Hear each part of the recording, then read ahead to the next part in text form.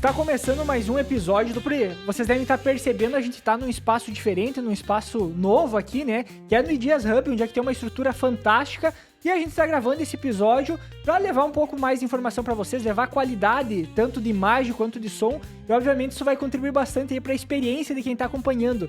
E, com certeza, conseguir absorver um pouco mais as informações aí que o pessoal vai estar transmitindo. E a ideia hoje é a gente falar um pouco sobre inovação no agronegócio, sobre qual é o futuro do agronegócio brasileiro e todas as tecnologias que a gente tem disponível.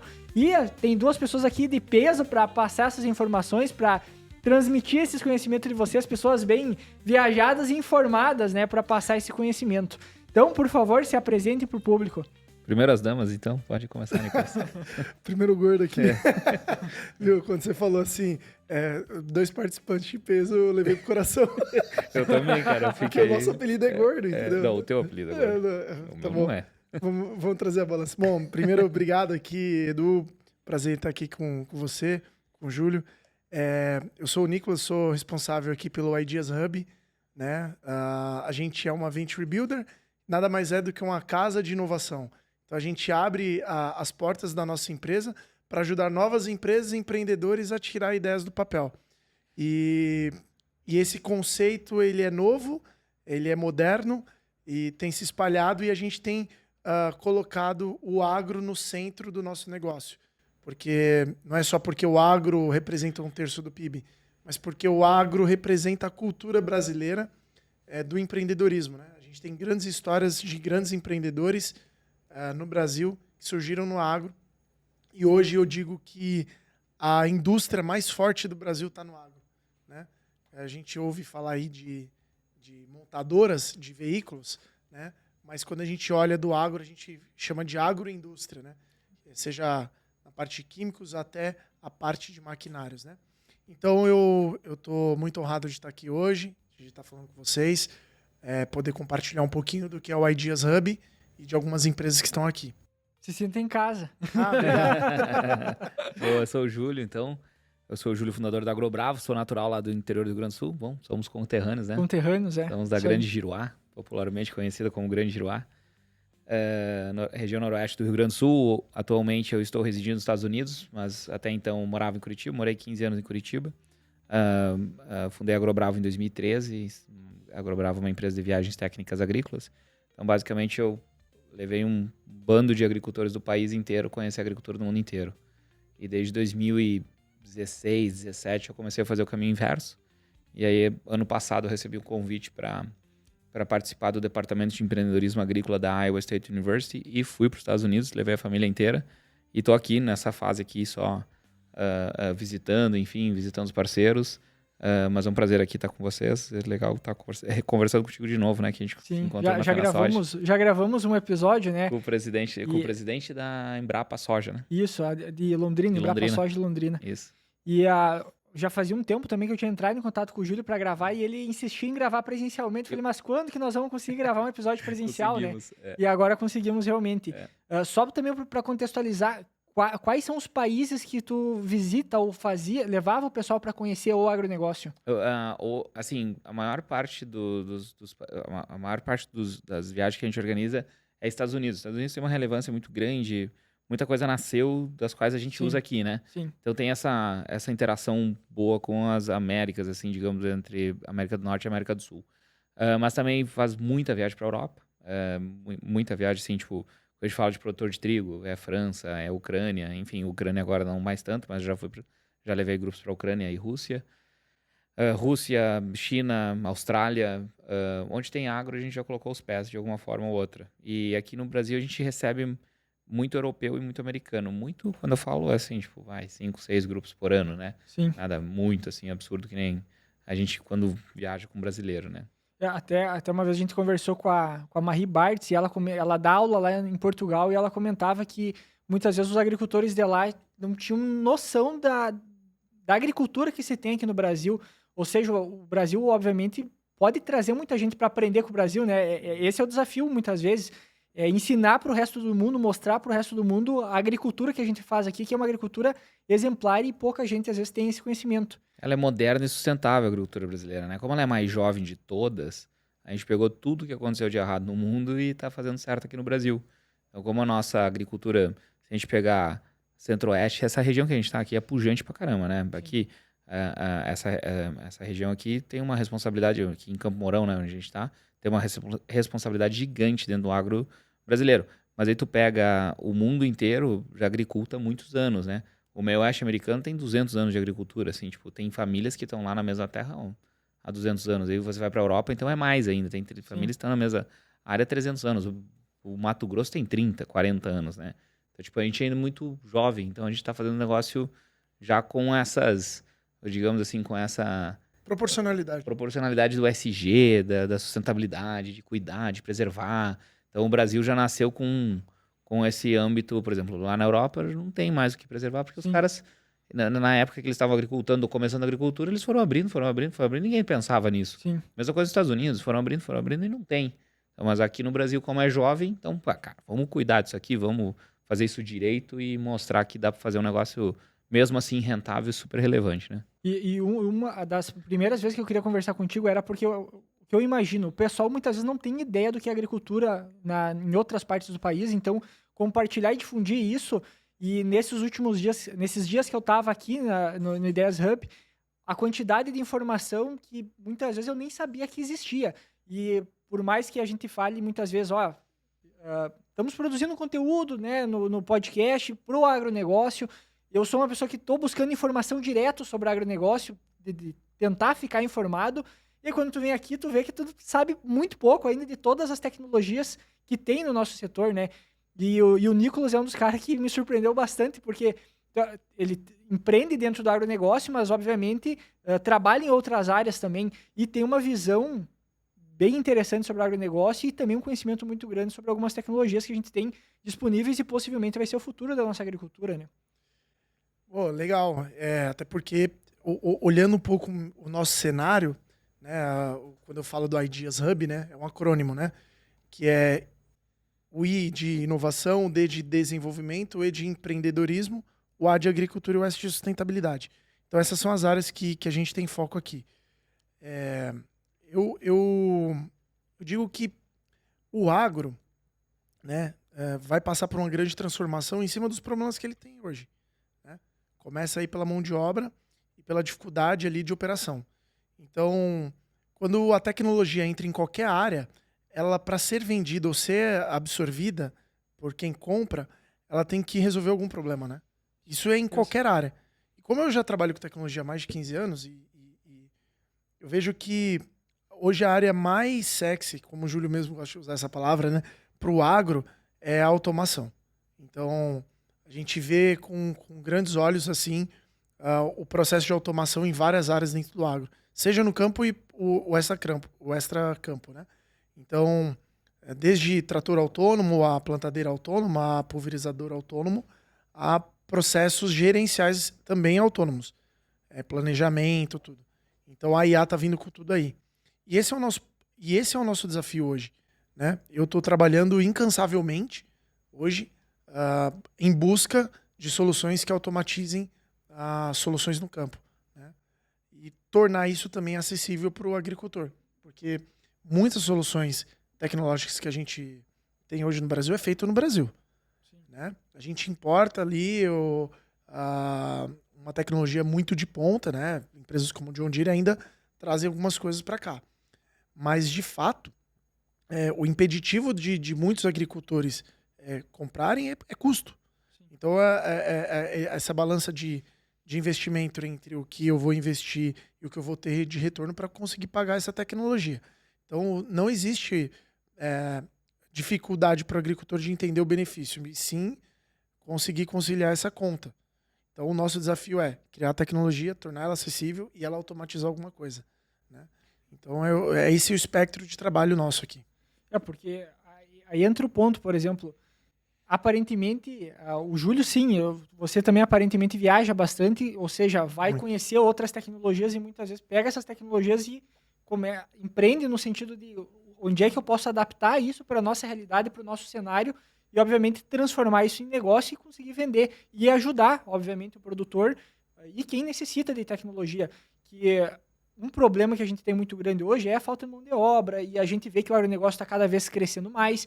Então a gente vai precisar de ferramentas alternativas para a gente conseguir explorar mais esse crescimento do agronegócio, né? Como a gente comenta, muitas vezes o Brasil é criticado de uma certa maneira, porque a gente exporta muita commodity, né? E aí entra a parte de tecnologia também, que nos facilite tanto financeiramente a conseguir baratear alguns custos, talvez, até mesmo para a gente começar a produzir mais, transformar essa commodity em produto e começar a exportar para o resto do mundo. Sim. E aí a gente vai começar a trazer mais valor ainda para o Brasil, e a tecnologia é uma parte essencial desse processo, né? E aí entra conhecer muito o que está acontecendo em outros países para ver o que se adapta para a nossa região, porque o cenário mundial, obviamente, para a agricultura é diferente. Então, o Brasil ele tem um cenário privilegiado em relação a clima local para produzir, e é uma coisa que a gente só tem que agregar mais valor ainda nisso, que o Brasil com certeza vai ser uma das maiores potências, já é uma grande potência, né? Mas se desenvolver ainda mais do que é hoje. O Brasil não é um mercado de reposição, o Brasil é um mercado de expansão e continua expandindo.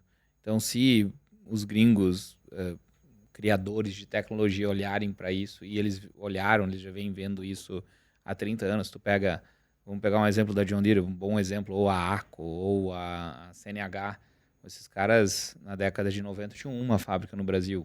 Sim. Ou às vezes nenhuma, né? No caso da John Deere, entrou realmente, botou os pés dentro do Brasil em 1999. Hoje ela deve ter 8, 7, 9 fábricas no Brasil. Então todos eles estão olhando para cá e estão investindo e pegando seus investimentos e retornando investimento para dentro do país. Aí eles, obviamente, quando tu pega lá o resultado financeiro dessas empresas e você olha quantos bilhões eles investem em tecnologia para se manter relevante durante o tempo, para perpetuar no negócio, é gigantesco o quanto eles realmente investem.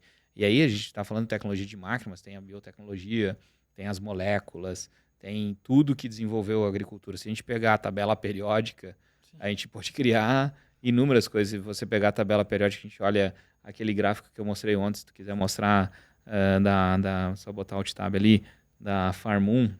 Aqui, ó. Então ali mostra, por exemplo, aquela foto lá mostra essa aqui, ó. Mostra tudo que a gente pode fazer com o agro, né? Esse aqui é um dados da Farm1, é uma associação, uma empresa que leva informações, uma entidade que leva informações sobre o agro para as escolas em Mato Grosso. Eu sou um parceiro lá deles e essas imagens são deles. Quem criou essa instituição foi a segunda geração do Grupo Bom Futuro. E eles realmente tentando mostrar para o pessoal de Cuiabá mesmo, que são do Mato Grosso, o que o agro não está presente só ali no campo. Sim. Tá em todas, né? Pô, são 20 e poucos produtos da soja, são 20 e poucos produtos que são oriundos a partir do boi, o algodão, o milho. Então, a gente tem tanta coisa que isso aqui é tudo química, né? É tudo indústria que processou essas coisas e fez com que elas se tornassem vendáveis. Por exemplo, fazer cordas de raquete a partir sei lá, se é do cílio do boi. Não consigo imaginar o que eles conseguem fazer a partir do cosmético, batom, shampoo e condicionador. Então, essas coisas todas que estão no nosso dia a dia, mas a gente às vezes nem percebe. A gente fala, a gente é o maior exportador de soja do mundo. Ninguém come soja. Cara, tu comeu ovo, tu comeu bacon, tu comeu carne, foi o farelo de soja, foi transformado. Então, tudo isso é tecnologia, né? Tudo isso realmente se deu possível em função dessa expansão da tecnologia. E aí, obviamente, a gente pode ir para essa área que o Nicolas estava falando de autonomia, de automação, né? E aí, a gente pode ficar mais uma hora debatendo isso, por isso já faz automação no campo, já existe há muito tempo, né? Só a gente às vezes não tem tanto acesso pela falta de conectividade no campo, que agora está sendo solucionada com a Starlink, e por aí vai, e outras coisas que vão acontecer, e outras Starlinks que vão nascer enquanto a gente cresce, enquanto a gente, né, o país cresce, enfim. Mas assim, um ponto de vista geral, é muito legal quando a gente vê que são 5 culturas muito bem representadas. São 5 culturas que você pode, tirando a cana aqui, o Mato Grosso, por exemplo, Centro-Oeste, produz esses 4 aqui numa safra, num ano. Produziu a soja, botou na segunda safra, botou o milho ou o algodão, e na terceira safra ele ainda faz um boizinho, semi-confinado, confinado, né? Tem uma parte do Yellowstone, da série, né? Que os caras da última temporada, acho que é da última temporada. Tu vai dar um spoiler? E quem não assistiu? É verdade. Não, mas não é relevante spoiler. E o pessoal, Eu ia falar, mataram o John Dotton. Né? Que quando eles estavam fazendo a criação do gado, digamos, ele fala assim, cara, vai chegar uma época que a gente vai ter que comprar, largar, abandonar tudo isso aqui, vamos depender da carne do Brasil, né? Só que, obviamente, ali eles fazem uma crítica ao agronegócio brasileiro, que aí volta, a gente pode dizer que é um pouco de concorrência de mercado, né? De, obviamente, afetar a imagem de um outro país. A Europa tenta fazer, de algum certo modo, isso também, né? Afetar para talvez comprar mais barato, para eles continuar competitivos do jeito que podem no setor. E o que falta para nós, obviamente, é conseguir transmitir melhor essa informação, não só para o resto do mundo, como também internamente. Porque tem... Cara, toda cidade praticamente que tem agronegócio, principalmente pega no interior, parece que cada vez ainda está se distanciando mais a informação de quem está na cidade sobre o que já acontece do lado dela. Imagina para quem está num grande centro, que está cada vez mais distante. E ainda imagina para o resto do mundo. Né? Então, olha o desafio que se tem ainda pela frente para conseguir transmitir tudo isso e a necessidade do setor. É difícil competir com o Brasil se você é do agro, é muito difícil, cara. A gente tem sol de norte a sul, leste a oeste o ano inteiro. A gente tem o que os gringos chamam de uma non-stop agriculture, né? Uma agricultura que não para. Né? Então, tipo, putz, pensa no cara lá na França, lá no interiorzinho da França. Pega qualquer interior da França, pega qualquer interior da Europa, qualquer cidadezinha. Cara, o cara, agora nessa época do ano aqui, pô, pega o cara ali de Illinois, o cara tá em menos 15 graus, velho. Tipo, não consegue. A gente aqui, semana passada tava no Mato Grosso com um grupo de americanos, com o grupo de americanos e todo mundo é agricultor. Sim. E aí, tipo, um lado aqui colhendo e já atrás aqui a plantadeira plantando, sabe? Assim, tipo... O que eles falam quando eles veem essas coisas? Cara, assim, exato. É difícil de você fazer essa representação. Por isso que é legal viajar, por isso que é legal de vocês ligarem pra AgroBravo, entrar no Instagram da AgroBravo, Fato. Né? E viajar, porque quando tu toca, tu cheira e tu sente, tu vê a realidade do local.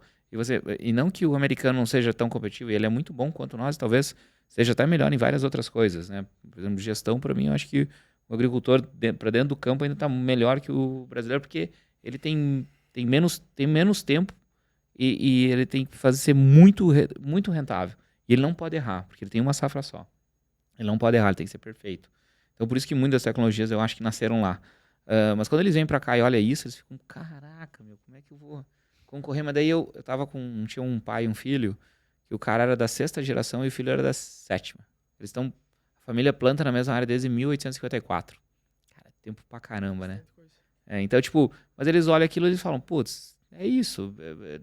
É o que eu gosto de dizer assim, tipo, não existe um sem o outro. Sim. Mas é difícil competir com um país tão grande, tão vasto como o nosso. Só isso, nós temos fotossíntese acontecendo o ano inteiro em todo canto do país, né? Exato, e aí é difícil realmente de competir, né? Porque daí tu vê toda a parte também de... A tecnologia, eu acredito que ela vai ajudar muito mais ainda na nossa produção. Por exemplo, talvez a gente possa...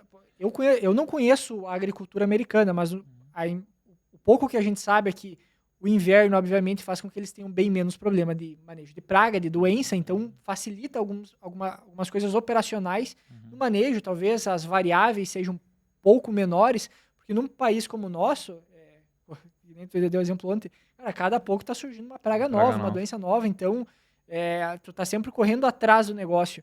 E aí a parte da tecnologia, ela vem, por exemplo, sei lá, para reduzir custo do insumo, entra para, que é hoje um dos principais gargalos que a gente tem também, obviamente a eficiência também da operação, de tu conseguir controlar, porque hoje muito no agronegócio é manual, sabe? A gente anota num caderno a aplicação, o custo, às vezes, da lavoura, o cara tá anotando no caderno.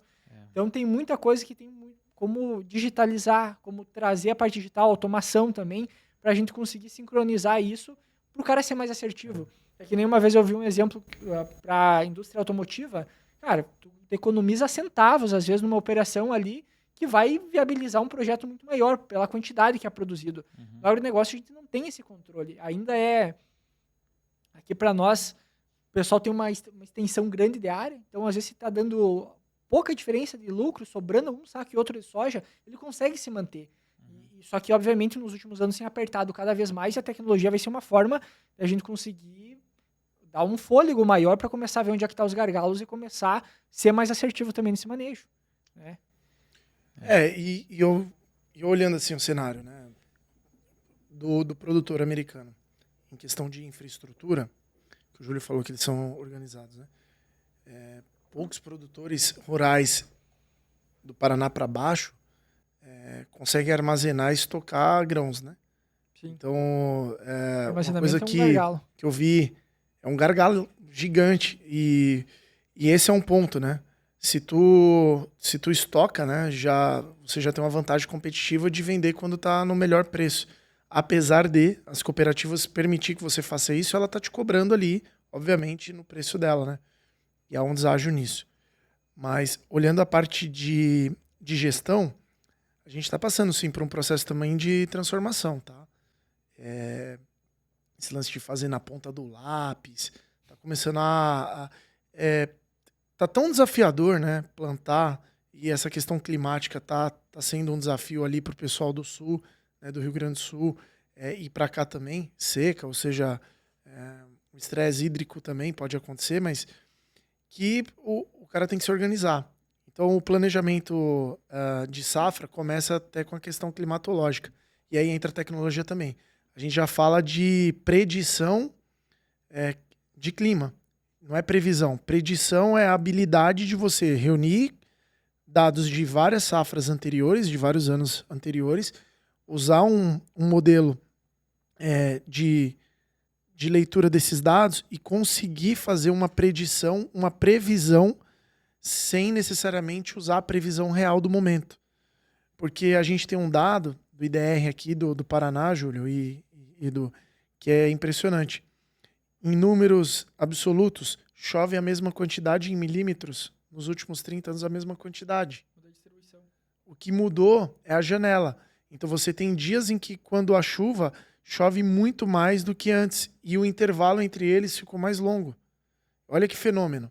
Então, por exemplo, fica 30, 20. Já ficou, há 2 anos atrás, a gente teve uma seca aqui severa na região. Ficou 28 dias sem chover. E aí, se tu puxar o histórico do ano, chove a mesma quantidade que no ano passado. Então, a tecnologia pode ajudar ao ponto do produtor chegar e falar assim, não vou plantar, ou vou ter que ir para irrigação e esse ano não vai dar para plantar. Ou criar novas... Pô, tu tem 3 safras, por que tu vai tomar ferro em uma? Ou usar novas biotecnologias, né? Exato.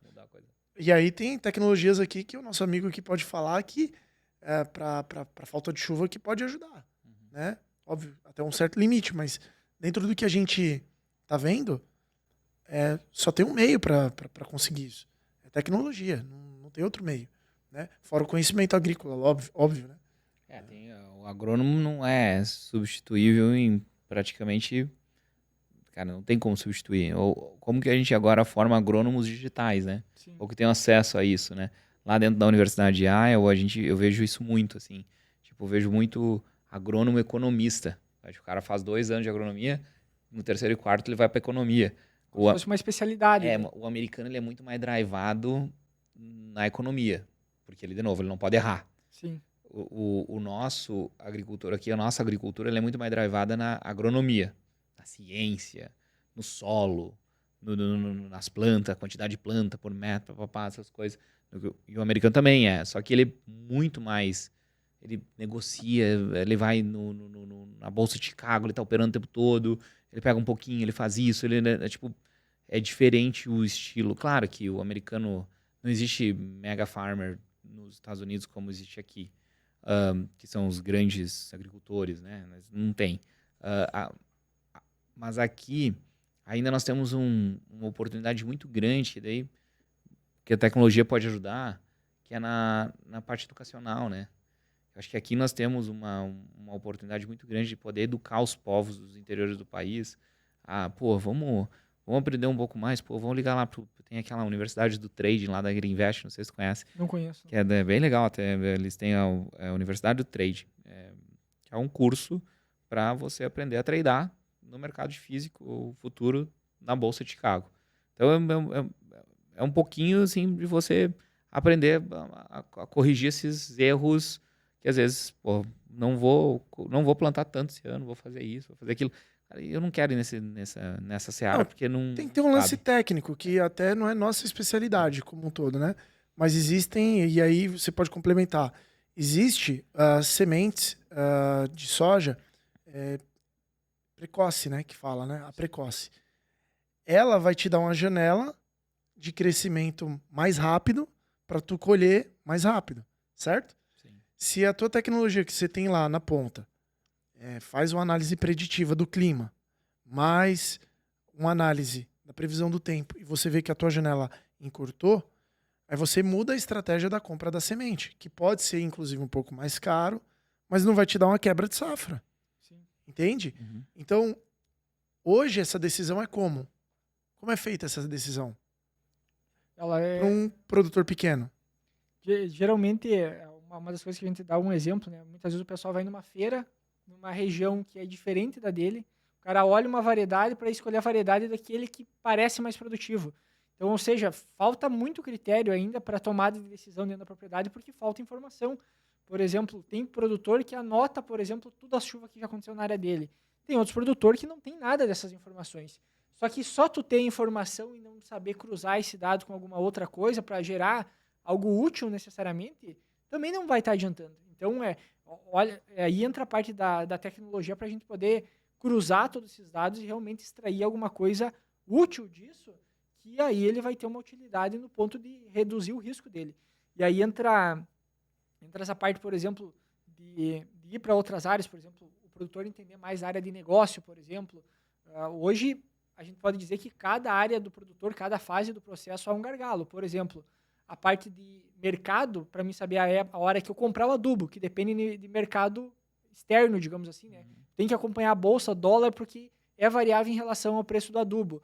O insumo tem uma influência também, às vezes um pouco menor em relação ao tempo, mas tem também a venda do grão, principalmente, a hora que ele vai faturar. Ou seja, fazer essa leitura de mercado, às vezes a longo prazo, já é um fator determinante, muitas vezes, para ele ter mais resultado.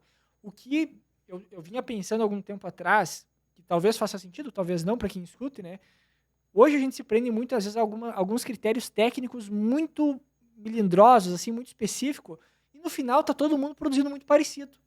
Tem uma preocupação, um foco numa coisa específica, mas no final o resultado é muito similar. Quando a gente vê outros produtores, às vezes, claro, estão produzindo um pouco mais, mas estão tendo mais sucesso, eles estão olhando outras variáveis, talvez uma variável mais macro de mercado, para tomar uma decisão mais assertiva. Então, talvez exista um pouco disso, sabe? Talvez a gente esteja botando foco ou energia demais em coisas que não vai ser não é ali que está o ouro do negócio, sabe? Mas tu entende que tu acabou de citar aqui 62 pontos que um agricultor precisa fazer. É difícil. É muita coisa, cara. não, com certeza. É difícil. E a gente ainda quer colocar incutir na cabeça do cara. O cara tem que aprender de tecnologia. Então, tipo, na verdade é nós que vamos ter que fazer isso com eles, né? Ou criar com eles, com a turma do campo. Entregar isso mastigado. Nós temos que estar mais perto, assim, nós temos que ser, as empresas que nem a do Nicolas, tem que ser meio que uma extensão do departamento de inovação do agricultor. Tá? Tipo, como se tu fosse realmente um cara que estivesse lá dentro, num departamento da empresa do cara. O agrônomo é uma autoridade lá dentro, né? Ele fala, ele prescreve, ele indica, né? E ele ainda debate com o agricultor. Porque o agricultor está colocando o risco dele ali. Sim. O analista tecnológico, vamos colocar assim, o engenheiro de sistemas, ele vai ter o mesmo desafio. Mas os cases que a gente tem que criar que são mais importantes, por quê? Porque o agricultor ele segue muito o exemplo do vizinho. Uhum. Porque essa segurança que ele busca é porque ele não tem outra janela de oportunidade. Se ele perder a janela de oportunidade, que é essa safra, ele não tem dinheiro para produzir a próxima. Ou ele fica descapitalizado durante o ano. Não, isso não é a regra que serve para todos, mas sim. Com certeza. Né? É que a gente olhando aqui desde a agricultura familiar a pequenos produtores, a gente tem uma média de 75 a 150 hectares, tá? Essa margem da grande maioria. Né? A gente fala muito sobre... Aí tem os grandes grupos, obviamente, né? E a gente fala muito sobre sempre da soja, do milho, mas o agro é tão extenso, né? Pô, a gente tem o alho, a gente tem a cebola, tem a cenoura, lá em São Gotardo, Minas Gerais. Os caras produtores de... Você já viu quanto que custa um hectare de alho? Não faço a mínima ideia. Cara, mais de 130 mil reais o hectare, assim, tipo, um absurdo. O hectare de soja, eu não sei se é isso, 90, 130. Vocês podem procurar esses dados na Associação de Produtores, ANAPA, Associação de Produtores de Alho de Minas Gerais, tem todos os dados são públicos lá. Mas é um absurdo, tipo, o risco que o cara tem, que o cara leva, e é um negócio tão manual, sim, que é um negócio assim, tipo, putz, eu viajei com eles pra Espanha, a gente foi pra uma região que chama Pedregueiras, eu acho que era uma região bem de pedra mesmo, perto de Madrid, dá uns 200, 300 quilômetros de Madrid.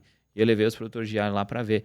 Aí lá, claro, o europeu já está um pouco mais avançado, porque ele usa depois de separar o alho, ele usa sabe, a casquinha do alho para fazer pallet. Aí ele usa o óleo, sai depois de moer e fazer Mas isso vai para transformação, não é na propriedade. Não, no cara na propriedade. Beneficiamento. No beneficiamento, é. Assim, tipo, dentro das lavouras do lado ele tem ali o negócio. Os caras que a gente fez lá, Pedregueiras, eu acho que era o nome do lugar, eu não lembro mais. Eu peguei gripe suína, passei mal na viagem. E aí o cara pega lá, sai uma borra, depois de fazer a pasta do alho, né? Sai uma borra lá que o cara vende para cosmético. O principal cliente dele é a L'Oréal.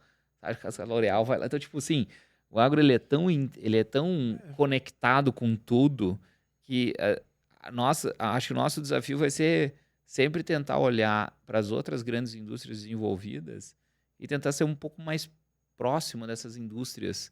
Eu sempre gosto de usar o exemplo da Louis Vuitton. Por que uma mulher paga $10 mil numa bolsa de Louis Vuitton? Por que um cara não está disposto a pagar R$100 num quilo de picanha? Sabe? Então, tipo, eu acho que nós temos que entender um pouco mais do mercado, um pouco mais, sabe, ser um pouco mais marqueteiro. Por que putz, a gente faz uma agricultura tão sustentável? Por que a gente não ganha? Eu sei que os agricultores americanos, claro, que não dá para comparar pera com maçã. A economia americana é gigantesca. A economia brasileira é metade da economia do Texas, para começar, né? A economia brasileira, de um estado americano. Então, tipo, a gente não pode comparar, mas o americano consegue. A área de preservação ela é arrendada. O governo paga para ele um arrendamento pela área de preservação. Pontos, Júlio. E vocês sabiam que a área de preservação no Brasil, a principal preservação do país está dentro das lavouras brasileiras. Tipo, o cara que mais protege é o produtor. 66%, acho que é 66%, 65% de toda a área preservada no país está dentro das lavouras. É a mesma coisa tu ter o prédio aqui e tu falar, não, esse andar aqui todo tu não pode ocupar. Esse aqui tu tem que preservar, ou se tu é da Amazônia, se tu tem 10 andares, você só pode usar 2, tá? Construir um prédio de 10 andares, mas você só pode usar 2. Se tu é do bioma amazônico. Né? E o síndico é índio e fala em Guarani. Você não vai saber, não vai poder falar nada com ele, né? No caso da Amazônia. Não, e olhando para esse lado, a primeira vez que eu viajei para Iowa, até com a Agrobravo, já no aeroporto eu tomei um susto. Porque eu vi muita fazenda, uma infinidade de terras abertas assim, não vi uma árvore, bicho. E aí eu falo, cara, que diferença Você vai pousar aqui em Maringá, você vê realmente as matas ciliares, né, que a gente chama, se conectando, né? Principalmente ali, perto do rio, beirando o rio ali, totalmente fechado, né? Então, falar que o nosso agro não é sustentável é uma armadilha comercial. Acho que a gente não deveria mais cair. Acho que esse ano a gente teve um case extraordinário, né? Que foi por conta da entrada do Brasil a entrada do Mercosul na União Europeia, no acordo ali comercial, um acordo bom para nós, né? Obviamente. E a França se viu ali numa limitação, porque ela não consegue produzir tão barato quanto nós. Agricultura protecionista. De fato, porque o agricultor francês, ele de fato, ele precisa ser subsidiado, né? E aí veio aquele boicote do Carrefour. Isso mostrou que o agro já não está tão... O agricultor e todas as entidades, elas já não estão mais aceitando, né, essas críticas infundadas, né? E, de fato, a tecnologia é o melhor ponto de ataque também. Vou te dar um exemplo. Hoje, a gente consegue metrificar com a telemetria já, por exemplo, a John Deere tem um Operation Center. Tudo que a máquina fez durante a safra. Quantas vezes ela entrou, qual área ela andou, quanto consumiu de diesel, né? E a gente consegue trazer o que, de fato, o produtor também conseguiu produzir, né? Já na colheita. Com esses dados, você consegue saber, você tem uma rastreabilidade muito boa. E aí você vai falar, pô, mas é só os grandes grupos. Não, maquinários de 15 anos para cá já tem essas tecnologias, né? Então a gente tem hoje como rastrear, de fato, muitas coisas que é produzida no campo, né? Falando de agro e grão, né? E eu vejo que tanto as entidades quanto o governo em si, eles estão convergindo para começar a ter acesso a esses dados para defender melhor. Porque aí contra dados não há argumentos. Né? Então eu tenho plena certeza de que, olhando para o cenário que a gente vive, a tecnologia ela é um meio, a finalidade ali do produtor é levar alimento à mesa das pessoas, né, com qualidade, com segurança, né, que é o que a gente mais faz aqui no Brasil, vai ficar cada vez mais leve de se fazer se a gente conseguir entender as necessidades do agricultor, criando tecnologia de verdade, que ele consiga adotar. E software ainda está só no começo.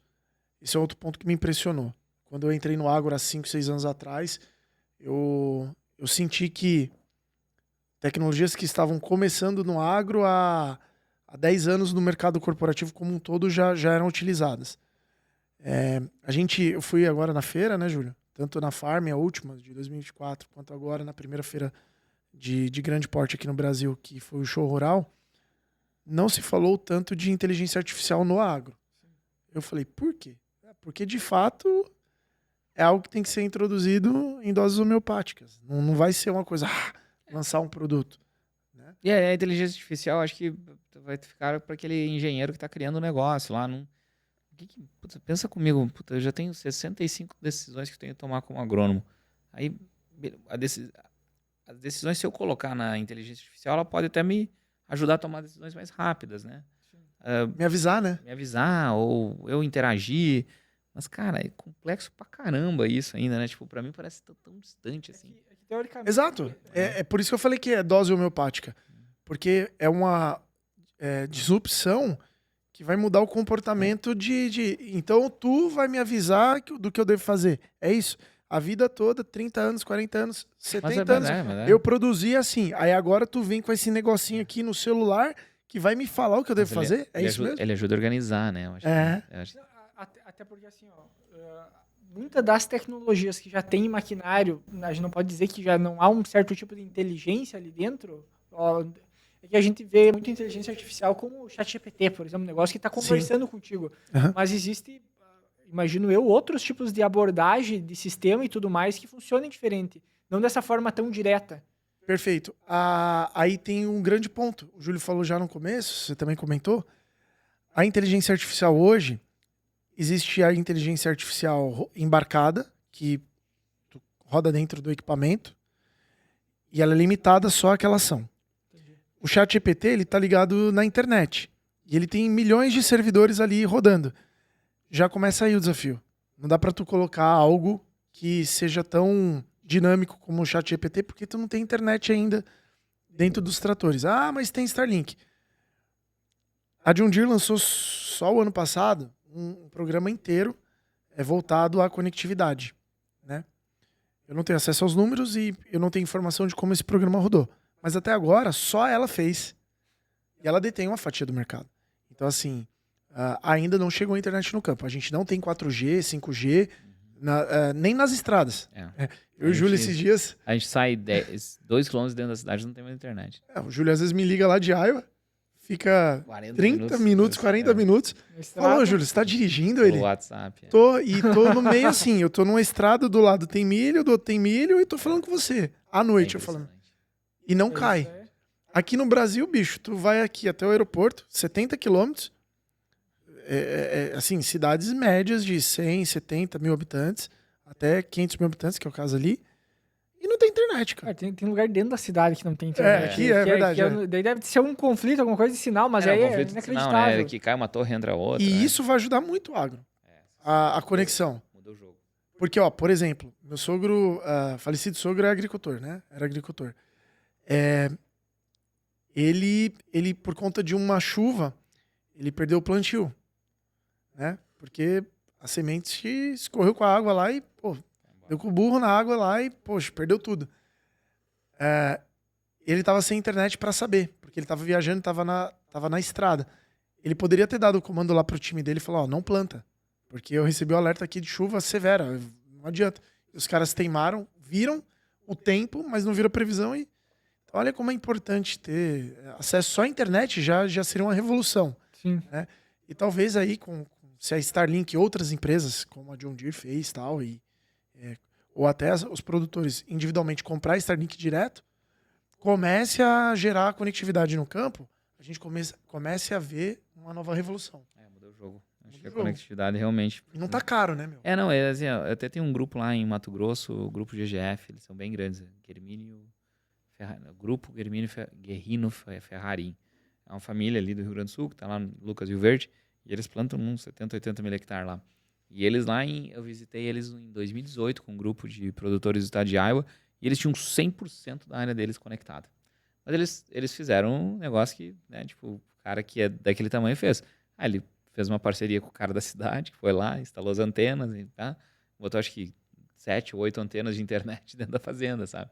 E ele tinha, a gente até no dia lá ele tinha dentro de uma sala de operações, assim, aí ele fazendo videoconferência com o cara que tava pulverizando, e a gente assistindo aquilo, a gente, uau! Aí agora eu voltei lá semana passada, e ele não tem mais aquela sala. Ele colocou essas salas nas fazendas.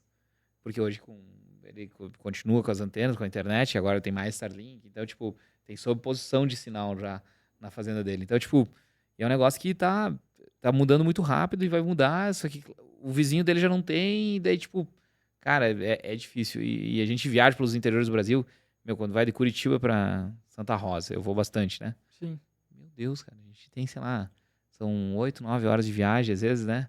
Tem 2 horas de sinal de telefone. Quebrado durante as 8. Quando tu passa dentro das cidades, né? E a gente colocou um Starlink no carro. E aí o desafio era, será que funciona? O Júlio fez, foram 2 dias de viagem, né? Porque a gente fez um trecho grande. O Júlio fez várias reuniões com vídeo e não caía. Eu olhava aquilo e falava, cara, resolvemos o problema. Então, olha só, o desafio nosso é de poder trabalhar. Vou dar um exemplo bobo, mas quebrou uma máquina no campo. Ou deu um alerta de erro. Se o cara tem internet ali, ele tá no meio do talhão, no meio do plantio, ele pode, várias opções, pedir ajuda, ligar para alguém, fazer um vídeo, abrir a caixa preta lá do equipamento e falar assim, ó, tô aqui, o que eu faço com a internet? Hoje, o que ele tem que fazer sem a internet? Ele vai, recolhe equipamento, volta, deixa lá parado no campo, horas depois alguém está dando uma solução. Então olha o ganho exponencial que tem só com a internet, operacionalmente falando.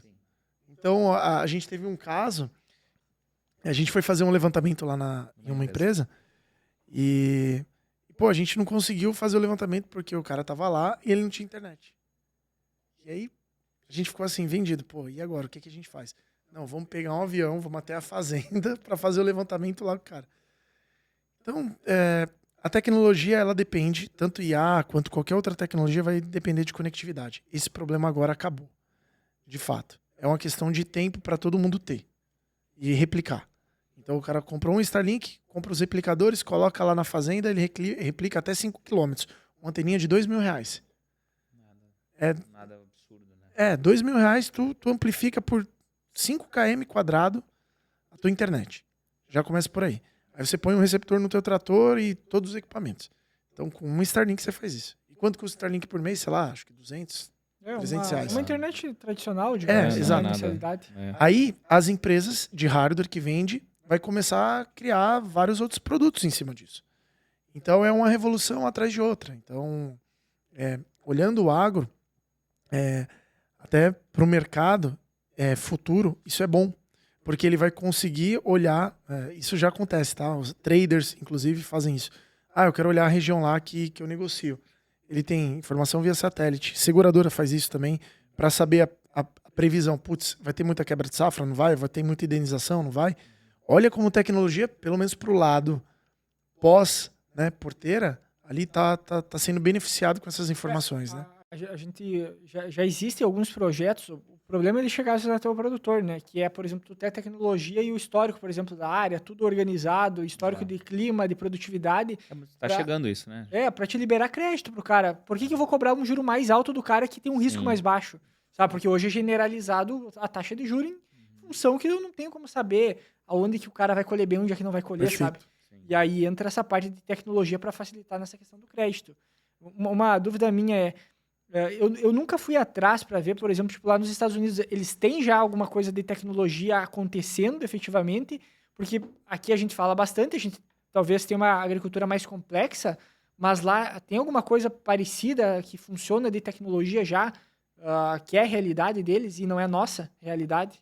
Cara, eu acho que, assim, tipo, as tecnologias que nascem, assim, hoje cada país cria tecnologia de acordo com a necessidade do país, né?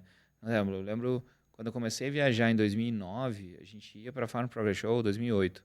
A gente ia para Farm Progress Show, os produtos levavam 5 anos para chegar aqui. Então a gente olhava o futuro, né? A gente ia para lá para ver o futuro. Hoje a gente vai para lá, aquilo que tem lá não se aplica mais aqui. Entendi. Ele se adaptou muito da realidade das máquinas, né? Das tecnologias. Por exemplo, as variedades de soja do paralelo americano não dá certo no Mato Grosso, Rio Grande do Sul, Paraná. Roraima até dá, Roraima está no mesmo calendário americano. Colhe, inclusive, planta no mesmo calendário. Planta em abril e colhe em setembro, outubro. No estado de Roraima e Amapá. Então, é difícil de falar assim, a tecnologia. A gente vê muita coisa em teste lá. Assim, o A2A, que é o A2A dos autônomos da John Deere, a gente já vê bastante. Quando tu tá na estrada, assim, às vezes tu tá dirigindo e vê um trator andando sozinho, né? Então, tipo, até tem aqui, né? Tu tem? Deixa eu pegar e vou botar a imagem ali do trator. Então, tipo, a gente já vê isso bastante, assim. Vê, mas eu não sei, a gente não vê em larga escala, a gente vê em locais, assim, tipo, algum lugar, uma fazenda ou outra, assim, tipo, tem. Né? Aqui, eu falo sobre essa tecnologia, eu acho legal esse Weed Seeker da Trimble, né? Tem no também Brasil. tem, Tem empresa brasileira também, sim, já spray, fazendo. exato. Então, tipo, imagina a economia que o cara tem quando chegar nesse nível. E não tá longe disso aqui ser isso que tu comentou, já tem, né? Alguns produtores já utilizam esse... Tem 2 empresas brasileiras já que esse a gente já videozinho sabe. da John Deere que eu acho legal. Também para aplicação, né? Exact Shot, que eles chamam. Eu acho massa esse negócio. Deixa eu ver agora acho que tem as máquinas autônomas daí tu também. vê já os caras da Horsch, né?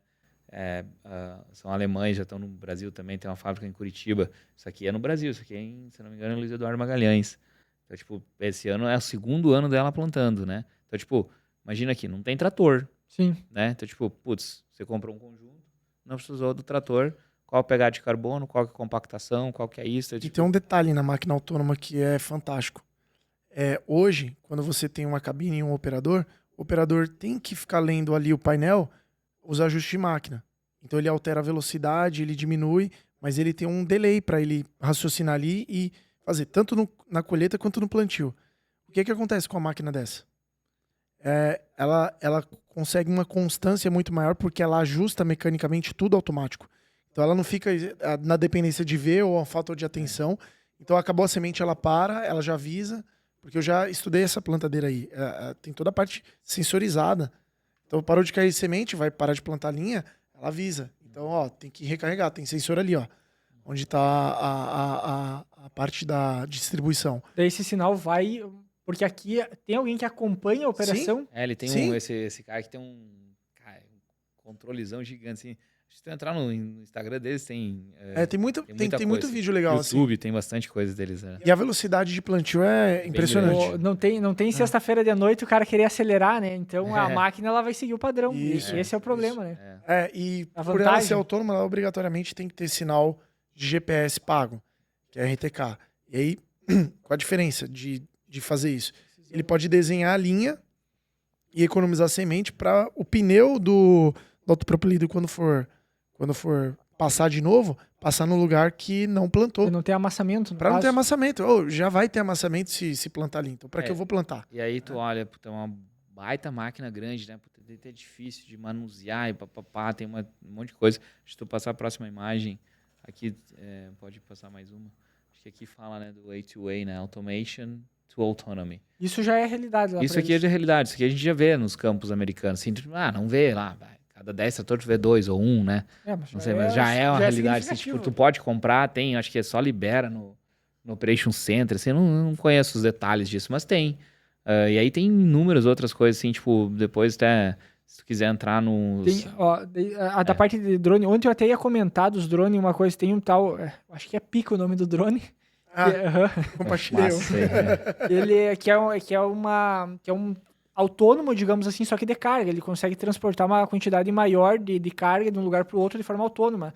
E aí ele tinha 350 quilos. Isso, e eu acho que ele serve também para aplicação. Ele é um Vant, no caso, eu acho. Ele não é bem um drone. Ele lembra até a estrutura de um ultraleve tradicional, sabe? E é 100% elétrico, né? Sim. Eu vou te mandar ali no teu WhatsApp um link para você abrir ali. No nosso grupo ali. Esse aqui para mostrar uma outra coisa. Esse aqui é legal. Muito bom. Deixa eu mostrar. Esse Agrobi é brasileiro, é 200 litros. O Júlio colocou aí. Foi lançado ano passado, né? Na Griffon, né? Os caras até então era o maior drone até semana passada. Aí semana passada veio o pessoal da Psyche Technology e lançou um que é 250 litros de calda no Brasil.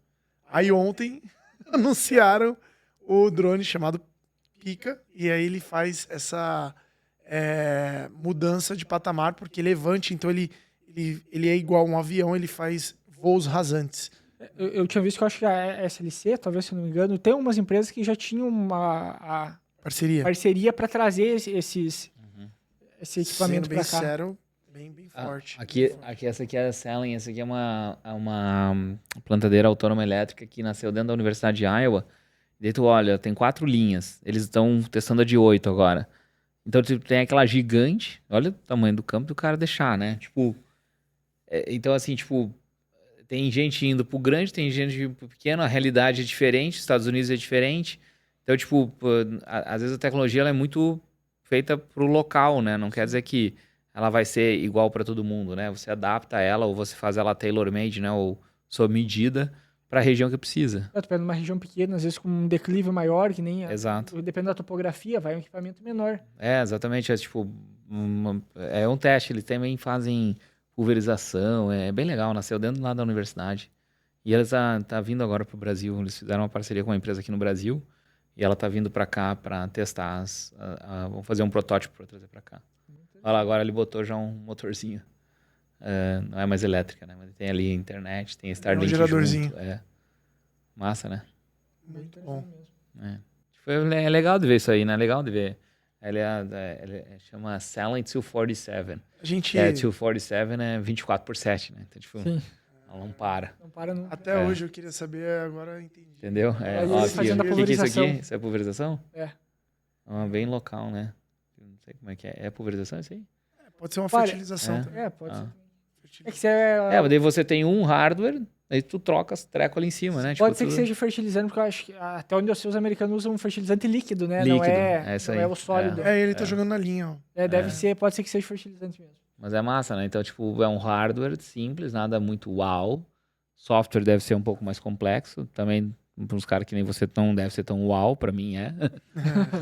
Mas eu acho que é legal de ver essas coisas. Não, mas beleza, nós estamos hoje em 2025, imagina isso aqui em 2035. Né? E tem um pessoal aqui no Brasil, se puder abrir aí, da Ural, que é fantástico também. Abre ali em acredito cima. que é um projeto que... Ural com H. H-U-R-A. Ural. L. Isso. É Ural Isso. Dynamics. Isso aí. Essa primeira aí. Essa aí. Esses meninos são de Londrina, gente. Eles criaram um rover, que chama, né? De pulverização, e a velocidade dele é, assim, absurda, né? Vai até 30 km por hora e tal. A bateria dura mais 6 horas, até... É uma bicicletinha, parece. Parece. Bicicletinha Mas é grande, tá? Sim, não, lógico, eu tô dizendo pelo pneu. Imagem, né? Exato. Ele é 100% elétrico. Ele e tem ele é até 4x4, suspensão, né? Tem suspensão. 470 quilos. 670 quilos. Isso. E ele é 4x4. Então, de fato, a pulverização dele faz baixa vazão. É massa isso, né? Muito legal. E aqui do Brasil, pô. Não, lógico, isso que é massa. E aqui nós temos uma outra coisa que eu senti agora nesses meus últimos 6 meses nos Estados Unidos, como é que eu posso dizer? O incentivo ao empreendedorismo. Putz, aqui é brabo, cara. Aqui se o cara é empreendedor, o cara é galo, porque... é que lá, eu não sei... o dinheiro ele flutua diferente, o ambiente é diferente, as pessoas investem de forma diferente, as pessoas têm mais tão ok com o risco, sabe? A gente parece que não pode perder, assim, uma cultura muito diferente. Assim, eu gostei de viver esses últimos 6 meses lá, porque ajudou a entender muita coisa. Porque uma coisa é você ir lá, passear, ficar 10 dias, 15 dias e volta. Outra coisa é você viver um ambiente, participar do ambiente próspero, que é essa realidade ali dos interiores americanos. Então, assim, tipo, pega uma rural da vida, se fosse lá, talvez, né? Exato. Né? Tipo, Nossa, quanto que poderia você resumiu evoluir. bem, né? É. O fato que eu digo que é mais impressionante no agro brasileiro é tire a indústria do agro. O que nós temos de indústria no Brasil? Rodando. Relevante. Tem a indústria da Petrobras, tem a turma do ferro, a Gerdau. Petrobras, com todas as tem barreiras WEG, protecionistas. Sim. Legal. A WEG, Uhum. que aí também tá dentro aí de um contexto muito especial, porque é uma Randon. empresa, né? Mas olhando o carro, que é a maior Sim. em faturamento, a gente chama elas de montadoras. Uhum. Porque elas fazem para cá, porque tem um incentivo, porque não compensa, né? E tem barreiras de proteção também de imposto. Mas a mais desenvolvida, de fato, a que tem P&D, que está desenvolvendo produto, está fazendo coisa, você falou WEG, né? Uhum. Eu não quero aqui desmerecer a WEG, é uma baita empresa, é ótimo, inclusive, para investir na bolsa, mas a WEG importa muita coisa. Uhum. Ela tem fábrica na China, né? Sim, ela Tem importa, interação, tal, né? Parte solar, ela importa tudo. Sim. Agora, olhando o nosso agro, está sendo desenvolvido aqui, meu. Exato. Por exemplo, o Júlio falou de tecnologias de cada país. Vamos falar de biológico aqui, meu. Olha Quem está escrevendo a história do biológico é o Brasil, mas é que o Brasil tem um ambiente que permite com que o biológico se desenvolva de forma diferente por causa do clima, né? Mas o pulverizador de biológico é diferente de um pulverizador de barra comum. Pode, mas É outra tecnologia que não que foi criada compara, aqui. né? Que não se compara, porque são realidades diferentes. Tem uma das empresas do Brasil que ela já pegava produto biológico e tinha botado no Canadá, nos Estados Unidos. Então, tu tem uma disseminação da parte biológica para outros países. Então, aí vai existir, porque que é aquilo que eu tinha comentado com vocês também, que a tecnologia do biológico ela não está ligada só ao micro-organismo, à condição do micro-organismo. Eu tiro molécula da bactéria. Então, a molécula ela vai servir em qualquer lugar. Lógico. Então, é uma fonte de descoberta, digamos assim, de novas tecnologias que vão estar indo. Começou a ficar muito inteligente esse papo aí. Não sei se eu tenho que sair. Não tô entendendo. Mas eu gosto de uma fala sua. A contribuição americana na indústria de químicos, o Brasil tá para quão na parte de biológicos. Sim. O que os americanos ou os europeus fizeram na indústria de moléculas, de forma geral, de química, nós estamos escrevendo essa história da indústria de biológico. Mas aí tu pega assim, daí vamos pensando, né, em potencial de país. Se a gente pensa que futuramente talvez a gente vai estar exportando tecnologia, né, fazer o que os americanos fizeram com o Brasil vai levar essa tecnologia, por exemplo, para os países lá da África, para desenvolvimento da agricultura.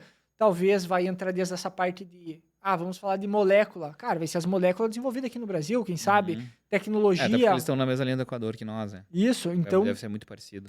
A Embrapa já começa... A tecnologia desenvolvida aqui, principalmente no Cerrado brasileiro, já é levado muito para lá. Por exemplo, os Estados Unidos têm uma dificuldade... Pouco que eu sei, talvez eu esteja errado em alguns locais do país, mas, por exemplo, nós temos um problema de solo ácido que precisa de calcário para corrigir. Lá o problema não é de acidez, de disponibilidade de nutriente, por isso que o sistema de adubação, produtividade flui diferente também. E é um desafio que é nosso problema aqui, que foi o grande descobrimento do Cerrado, por exemplo, lá com o Alisson Paulinelli, que vamos mandar calcário, vamos fazer correção de solo, porque era terra que nem ele falava, é terra para fazer longe, né? E tu olhar, não tinha o que fazer com aquelas terras. E olha todo o desenvolvimento que se teve a partir daí. E essa tecnologia brasileira que pode estar sendo exportada e aí vai ser um outro potencial do Brasil, desde que a gente saiba aproveitar esse momento também. São revoluções, né? O mundo passou por revoluções agrícolas, né? O plantio direto foi os americanos que criaram e aí trouxeram para o Brasil, graças à Embrapa, né? E a turma ali de Ponta Grossa, como chama o Bartz? O Herbert Bartz, o pioneiro do plantio direto, né? O Frank Dixer e o Nono Pereira. Nono Pereira, esses caras trouxeram dos Estados Unidos, né? Esse plantio direto, e aqui, tanto que os americanos não fazem tanto plantio direto quanto nós. E aí, obviamente, uma Embrapa da vida que ajudou, né? Puta, desenvolver. A Embrapa, acho que de todos os órgãos que a gente tem no Brasil, assim, eu não sei É o que faz milagre, né? Com o recurso assim, tipo, que ainda tem. mais com o recurso. Os caras, você já estava vendo um post do Paulo Hermann, né? O ex-presidente da John Deere. Temos que dar o mérito para esses caras. Ele falou que, cara, o orçamento da Embrapa, da época da Dilma pra cá, caiu de 800 milhões de reais para 80 milhões de reais. E o problema é que os caras da própria Embrapa, às vezes, eles não podem falar muito da situação que eles estão vivendo, porque, né? São funcionários públicos, né? Eles não podem reclamar do emprego. É complicado. Vou reclamar pro chefe, vou ligar pro meu chefe, o presidente Lula. Ô, seu Lula, vou reclamar do meu emprego Não, aqui. e aí, em tese, surgem empresas grandes aí fazendo trabalho fantástico, né? Tu vê ali o campo ali de estudo da TMG, por exemplo, aqui de Londrina. De Londrina, indo também pro Cerrado ali, pro Mato Grosso. Os caras são hoje grandes multiplicadores de sementes, pesquisadores, entendeu? E todo mundo deve Surgem Embrapas, vamos dizer, privadas, e todos eles devem a Embrapa, de certa Claro, forma, né? Eles nasceram por causa da pesquisa da Embrapa. Sim. E isso foi legal de ver Alisson Paulinelli, aquela turma lá. Putz, é uma pena que a gente não escolhe muito bem os nossos heróis, né? Isso que tu tá fazendo, por exemplo, tipo, com a AgroBravo, vamos dizer assim, ó, é uma revolução do que era feito naquela época. Por que isso? Que eles levavam muita tecnologia de um lado para o outro, por exemplo, eles estavam toda hora viajando para os Estados Unidos, no caso a Alemanha, eles iam para outros países, traziam gente de lá para cá, pesquisador, e havia muito intercâmbio de conhecimento. Sim. E isso fez com que a gente construísse a agricultura que a gente tem hoje aqui, Sim. de certa maneira, é fazer esse intercâmbio. Quão generoso foram os americanos em contribuir para nós. Claro, com certeza. Olhando de fora, que não vivi essa época, óbvio, pela idade, mas e vendo o que o Júlio comenta, porque ele vive gosto de falar que os americanos são os Big Brother da América Latina, assim, tipo, eles ajudaram a desenvolver muito a América Latina como um todo, assim, tipo, com tecnologia, com estudos. Aquele agrônomo que ganhou o prêmio Nobel, que é o... Dr. Norman Borlaug. Isso, esse mesmo. Ele, por exemplo, todo aquele investimento... Ele que pagou meu intercâmbio. Ah, é? Eu ganhei a bolsa de estudo pela World Food Prize, que era uma ONG fundada por ele. Tu vê só. E foi esse investimento que teve desenvolvimento, né, desses países emergentes para ter a agricultura que se tem hoje aqui. Então, ele levou variedades de milho e arroz e trigo para países que ainda não agricultavam na década de 70. Então, tipo, né, que legal. Ele é o pai da Revolução Verde, né? Sim. As pessoas, assim, tipo, não tem como medir, mas todo mundo lá nos Estados Unidos falam que estima-se que ele tirou 600, 800 milhões de pessoas da fome no mundo. O Brasil, é que nem uma vez que a gente conversou com o Antônio Cabreira, ele comentando que, cara, que era ministro da Agricultura, na década de 80, acho que era mais ou menos, a gente dependia completamente de importação de alimento. Na década de 70, nós éramos 70 milhões de brasileiros, a gente importava 80% do alimento. E aí política de proteção de preço, tipo, um monte de coisa que já deu errado e o pessoal tenta, às vezes, resgatar algumas coisas para agora. E olha que a gente vive hoje, né? E aí... Tão pouco tempo. Exato. É pouco tempo com uma transformação grande para se tornar um dos principais exportadores e ainda tem muito para crescer. E nós somos o único país do mundo que ainda temos expansão. De todos. Todos os outros são reposição. Nós ainda temos expansão. Ontem eu queria ter te perguntado isso aqui, ó. Pensando no cenário futuro, ó. Se a gente tá falando que vai ter África crescendo, que vai ser um possível produtor. O Brasil também. Então que aqui é uma leitura até 2050, né? E a África ainda não aparece. Que eu acho... Aqui fala do PIB do mundo, né? Cai ali países... França e Itália. E agora eu te pergunto, e se tira o agronegócio do Brasil, ele vai cair para onde, né? Nem aparece no... mas eu acho que o Brasil vai crescer em outras áreas, né? Acho que aperta mais uma vez só para ver para onde que vai os valores, né? Isso é até de uma apresentação do Paulo Hermann, mas é um estudo da PwC, se não me engano. De Harvard. Ou de Harvard, né? Ou da PwC, eu não lembro mais. Mas só falando aqui, Júlio, perdão, vamos falar os números para os ouvintes que só estão ouvindo, não vendo. Boa, Então tem a China assumindo a ponteira como o maior país do mundo em PIB, indo para 50 trilhões de dólares, do qual a gente nunca vai saber se isso vai acontecer, porque os chineses não compartilham seus números, né? Os Estados Unidos com 34 trilhões. Hoje, os Estados Unidos, em 2025, já tem 32 trilhões ou 31 trilhões de PIB. Então, possivelmente... Então, provavelmente que isso cresça muito mais. Mas com a nova vertente de governo, né? Exato. Essas coisas. A Índia crescendo pra caramba. A Indonésia entrou ali, ó. destruiu todo mundo. Em Indonésia, tu olha para aquele país, né? Tu fala, o que eles estão... Eu acho que é... Não vou dizer paraíso fiscal, porque é errado você falar paraíso fiscal, mas eu acho que é por causa de que o mercado financeiro vai ajudar eles. Todos os asiáticos, Singapura, essas regiões, assim, eles têm muita liquidez, bons bancos, liberdade econômica. Então é bom de investir. Eu acho que o mundo vai começar a mandar dinheiro para lá, para proteção de finanças. Eu acho que é isso. Japão, obviamente, sempre está ali, né?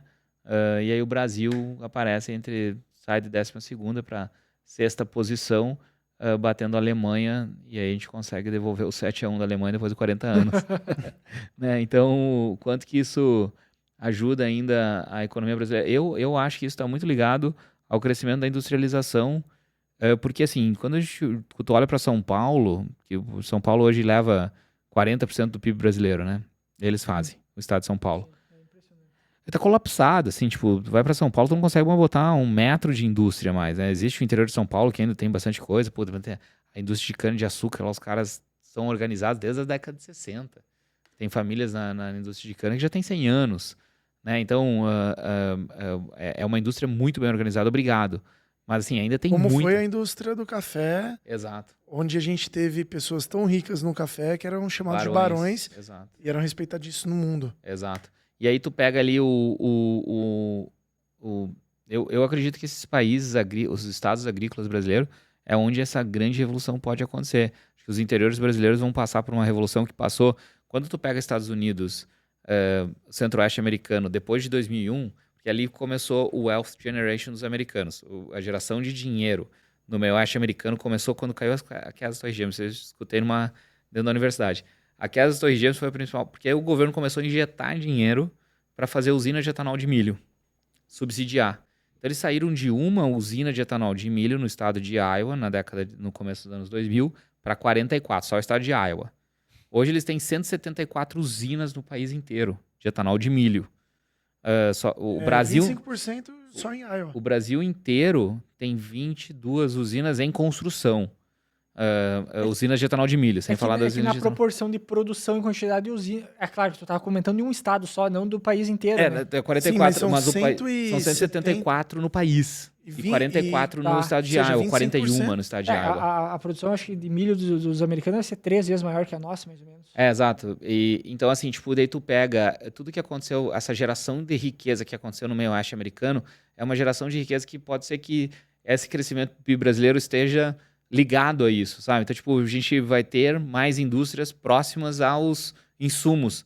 Então, tipo, como a gente faz 27 produtos a partir da soja, do milho, do algodão, enfim, as indústrias vão chegar mais próximo dos interiores. Eu acho que o estado de Mato Grosso, Goiás, Minas, por exemplo, outro dia eu vi o vice-governador de Minas, que é bem meu amigo, Matheus Simões, né, falando que não é Minas Agro Gerais, que o agro superou as minas, inclusive.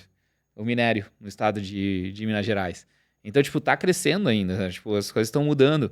Então, assim, quando a gente vê as principais capitais brasileiras que têm as grandes indústrias, elas estão colapsando de certa forma.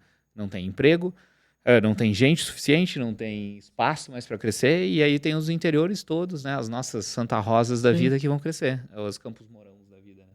Né? Júlio, e essa questão das minas de etanol... Usinas. Minas de etanol. Não, minas de etanol, né? Poderia dar... Mina melhor. Bom.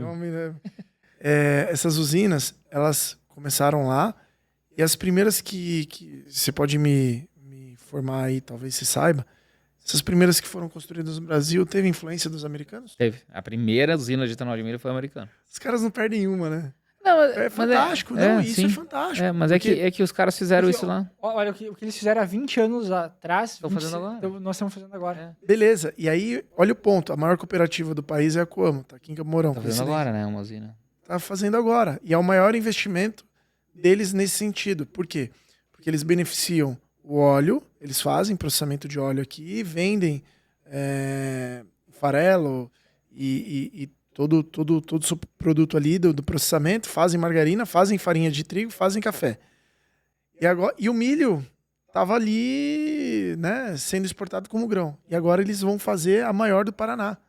Acho que tem outra bem pequena aqui. Eu não... É que tem usinas aqui no Paraná tem usinas que são flex, né? Ou no Mato Grosso também tem, né? Que você pode fazer uma parte do ano você faz cana, na outra parte você faz... legal, isso acontece, mas assim... Mas a deles aqui é o maior. O governador veio aqui, inaugurou. O mais legal das usinas tudo. de etanol de milho aqui é que elas são milho de segunda safra. Sim.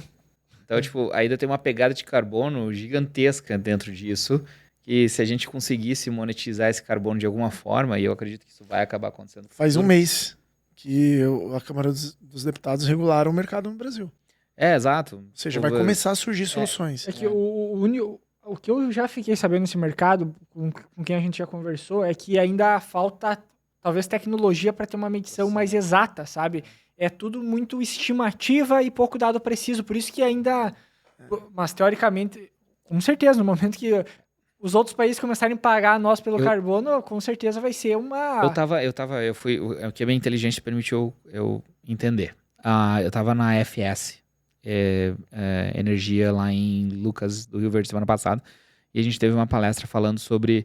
Eles estão estudando a geologia dos solos no estado de Mato Grosso para capturar o carbono emitido pelas usinas deles, ali na região, transformar ele, compactar, transformar ele em líquido e jogar de volta na geologia do solo, fazendo uns pipelines pelo chão para conseguir monetizar esse carbono de alguma forma junto às grandes indústrias globais. Eles estão fazendo isso nos Estados Unidos já, chama Summit Carbon Solutions, e estão levando todo o carbono das usinas do meio oeste americano para as montanhas rochosas da Dakota do Norte.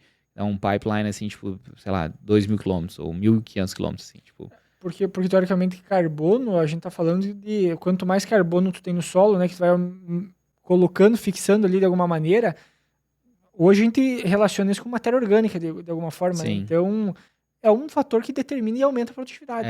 Eu não quero falar aquilo que eu não sei, mas que eu entendi que pode ser um grande business do futuro brasileiro, assim, tipo, o carbono, se um dia realmente virar um business. Mas, assim, se a gente olha para as 10 principais economias do mundo aqui, é China, Estados Unidos, Índia, Indonésia, Japão, Brasil, Alemanha, México, que entrou ali também na lista, Reino Unido e Rússia, olha só, cadê os países europeus? E aí tem mais os acontecimentos ainda que podem ocorrer, aquela mudança da rota da seda, Exato, Silk Road, né? Então...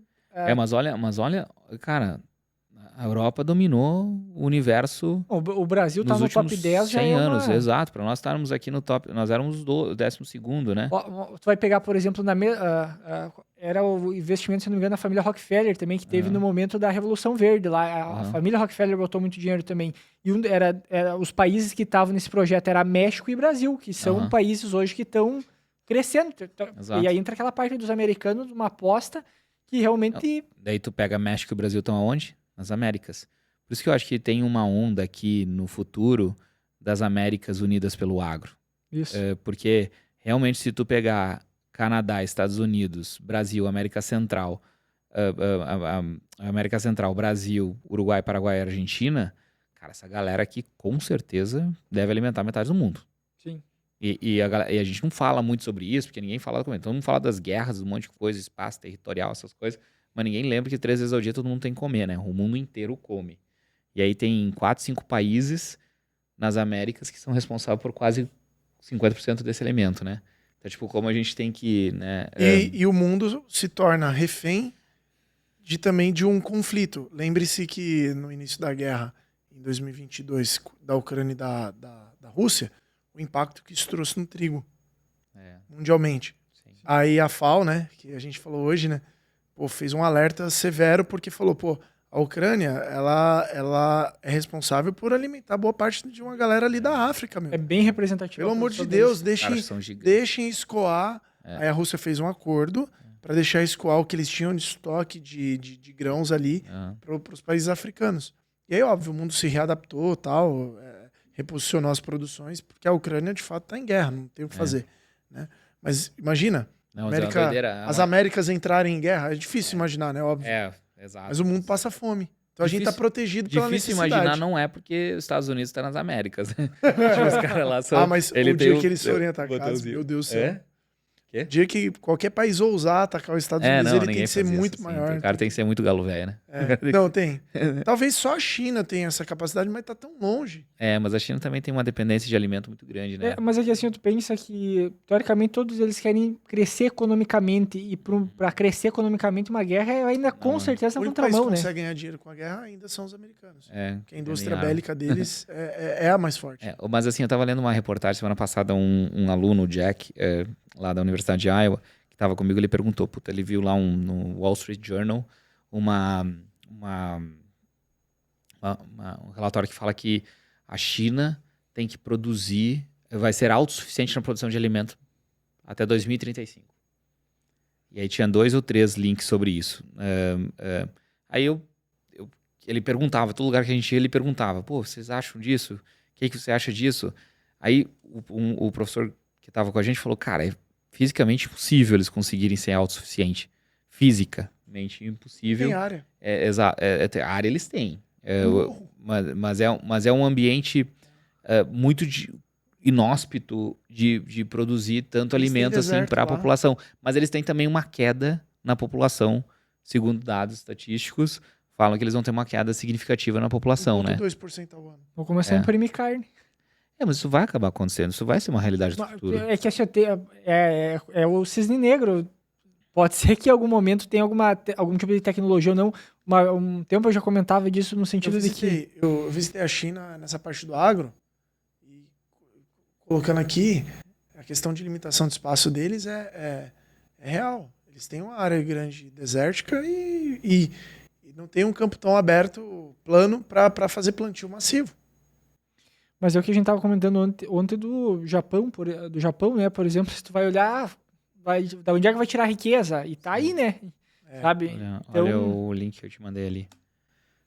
Mas é isso, assim, tipo, o quanto que a gente realmente... quanto que a gente realmente é soberano, né? Então, tipo... O quanto que realmente o mundo ainda aqui fala, né? China passes a Grain Security Law. A China aprova uma lei de segurança alimentar. Então, ele fala que em 2035 eles têm que ser autossuficientes, fala do Chapter 1, as provisões gerais, a proteção e o cultivo da terra, aí fala das principais culturas que eles precisam fazer. Então, é um documento Deutsche Chinas. Então, tipo, é deles mesmo, né? Então, tipo, mas foi publicado por uns alemães, assim, acho que é a embaixada chinesa na Alemanha, alguma coisa assim. Eles estão comprando terras na África, né, Júlio? Não sei, acho que tem um pouco de mito, não sei o quanto que isso é verdade. Não, de fato, é difícil saber. Tem notícias, mas aí é terra. Você na África, você não compra terra. Você não compra terra, você não vai ser dono da terra. Ninguém é que vai comprar alguma coisa se não é dono. Eles estão iniciando ali pela rota marítima, né? Existe quantos países existem na África? Não fala. 30, 40? Quantos países são? É um monte. E cada um tem sua lei. Cada um é uma tem um problema geopolítico ali gigantesco. De que a lei do mercado é o dinheiro. Os brasileiros americanos já foram para a África, e os brasileiros que são capitalistas aqui, que estavam querendo desenvolver a África, chegaram lá, falaram, não vou investir aqui porque eu não sou dono da terra. Não, mas eu posso fazer um acordo com o governo de 100 anos de uso da terra. 54 países. 54 países na África. Eu posso fazer um acordo com o governo que eu tenho liberdade para usar 50 anos. Mas ele troca o governo, cai essa lei. Aí eu investi um monte. Eu não acredito que os chineses estão comprando terra. Porque, teoricamente, hoje, como é que tu consegue território? Ou tu entra em guerra, entra em conflito, ou tu compra. E daí vamos dizer assim, imagina só, se tu fez um acordo com um país, foi lá, comprou uma área deles, vai empreender e tudo mais, vai fazer o desenvolvimento, e depois uma questão política vai mudar, isso pode gerar um outro tipo de conflito, digamos assim, que aí quem tem mais força na brincadeira, sabe? É um tema que eu acho que, pensando geopolítica, não é legal imaginar num cenário de predição aqui, previsibilidade, será que a China... Futurologia. Futurologia, né? E olhando assim, quem tem dúvida de que esse país é um país que saiu da década de 80 da linha abaixo da pobreza extrema para hoje ser um dos países mais ricos do mundo. Quem duvida, quem vai duvidar? Aí a gente vamos falar dos asiáticos como um todo.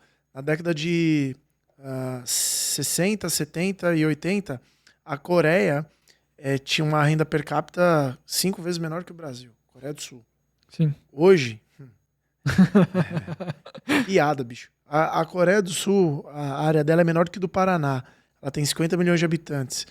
É praticamente um país super desenvolvido, né? Uma das maiores economias do mundo.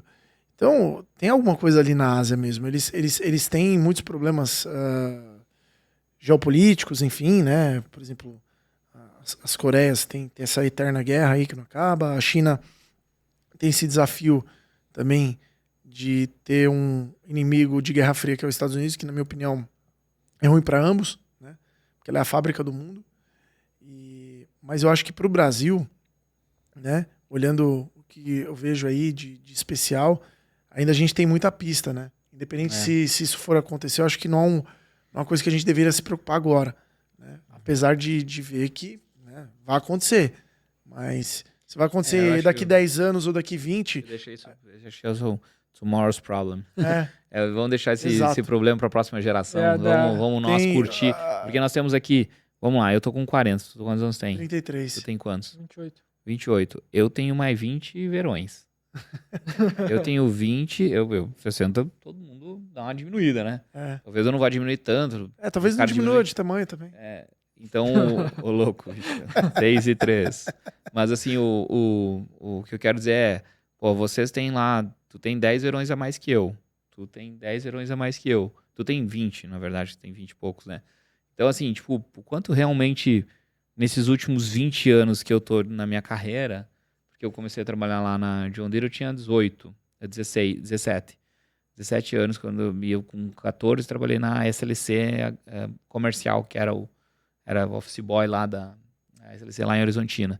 Então, tipo, quanto que realmente mudou tudo isso?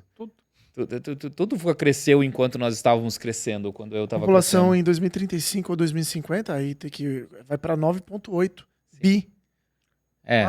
Com algumas expectativas ainda visando o crescimento, porque tem outras... Não, hoje a gente é 7,8, né?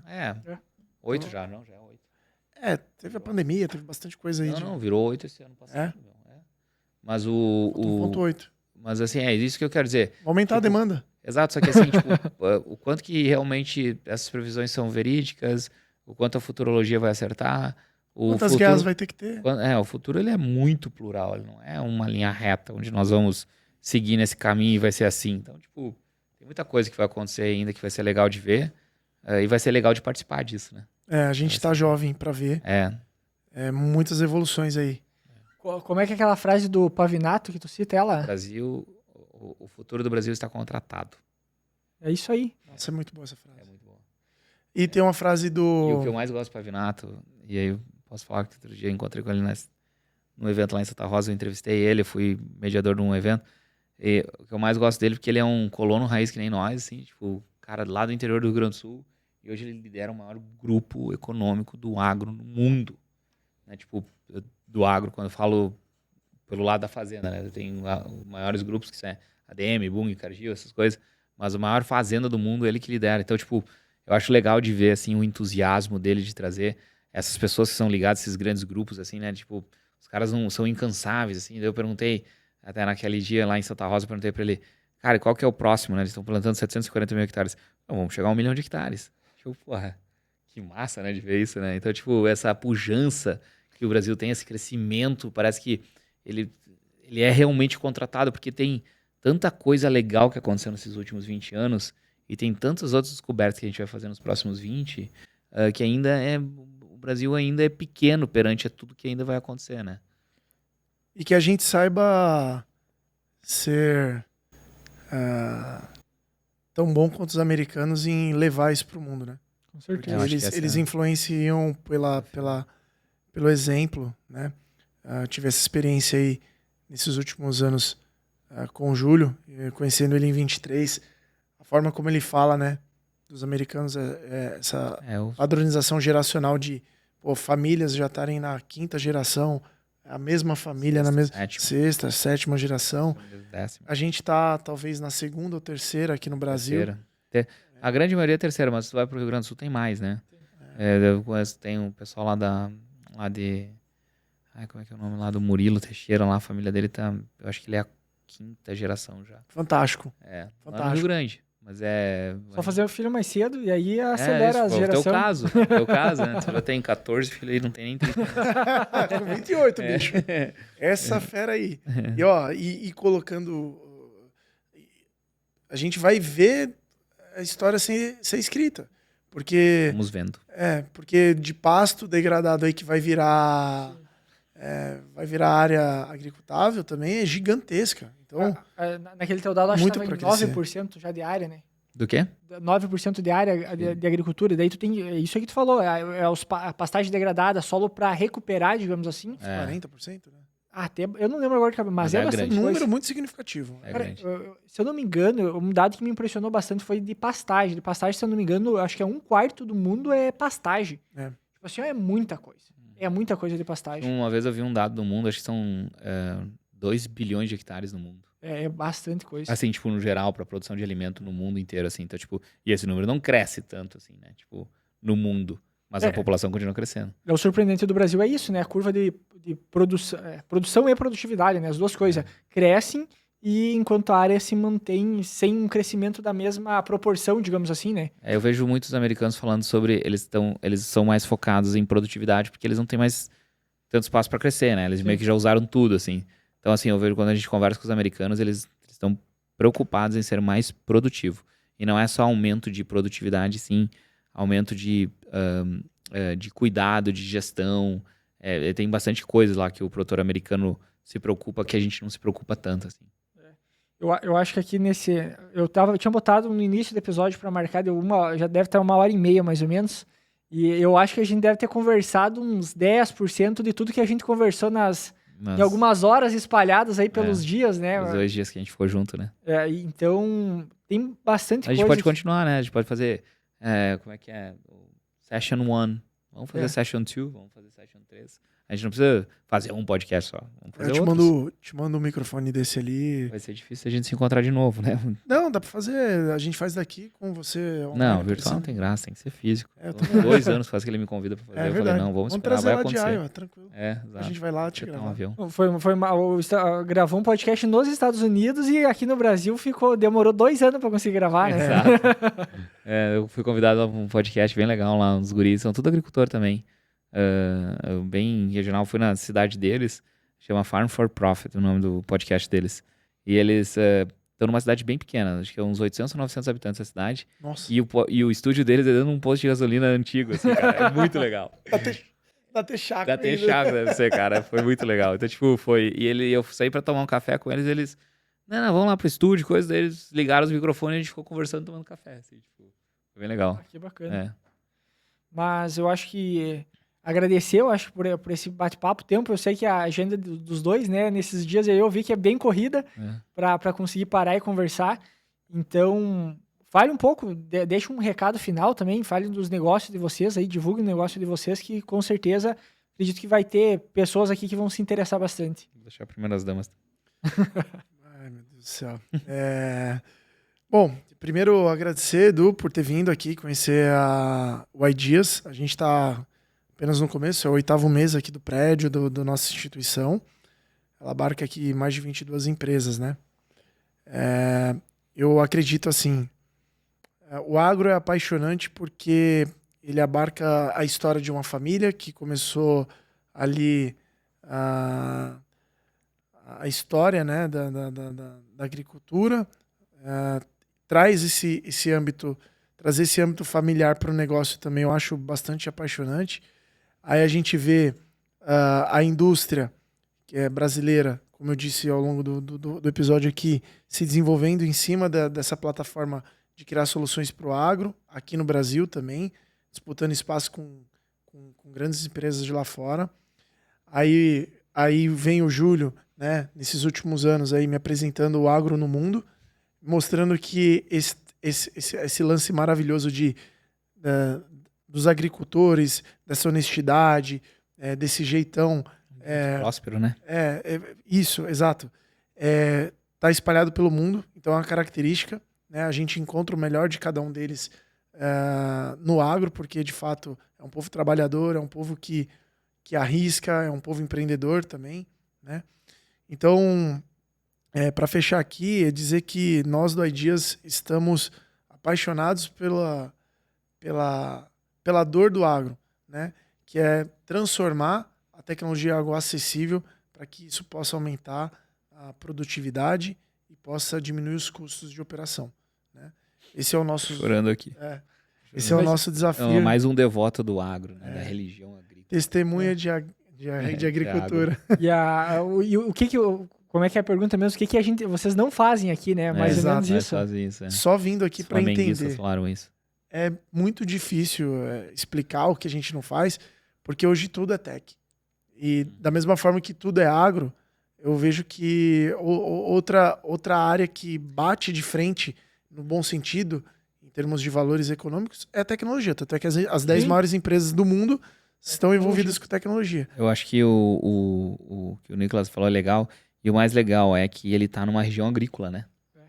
Então, normalmente as tecnologias são distantes do agro, né? Tipo, as regiões agro são distantes das empresas de tecnologia. E ele não, a empresa de tecnologia dele está numa cidade, Campo Mourão, que é agrícola. Eu tenho essa semelhança lá em Iowa.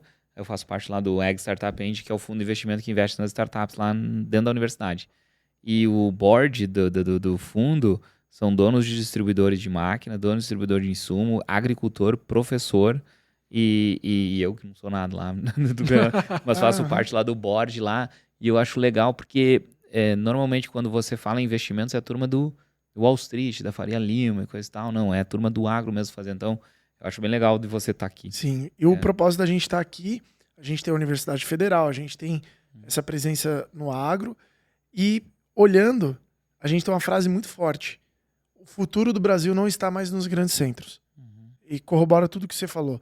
E é uma frase que a gente acredita, a gente vai investir mais no interior do que nos grandes centros. A gente acha que tanto São Paulo, quanto Rio, quanto Minas ali, em termos de BH, os grandes centros estão colapsados, né? Há uma grande fuga de intelectual.